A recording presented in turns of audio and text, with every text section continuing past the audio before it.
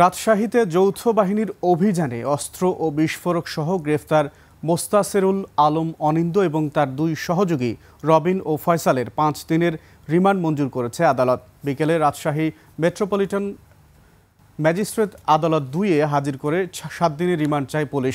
শুনানি শেষে বিচারক তাদের 5 দিনের রিমান্ড মঞ্জুর করেন। এর আগে দুপুরে বোয়ালিয়া মডেল থানা পুলিশের প্রিজন ভ্যানে আদালতে নিয়ে আসা হয় তাদের।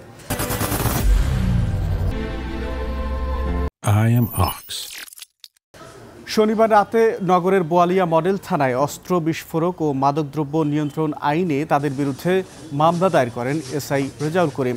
মামলাটি তদন্তের দায়িত্ব দেওয়া হয় বোয়ালিয়া থানার পুলিশ পরিদর্শক মোতালেব হোসেনকে। শুক্রবার ও শনিবার সেনাবাহিনী ও পুলিশ নগরের কাদিরগঞ্জে ডক্টর ইংলিশ কোচিং সেন্টারে যৌথ অভিযান চালিয়ে অনিন্দ সহ 3 জনকে গ্রেফতার করে।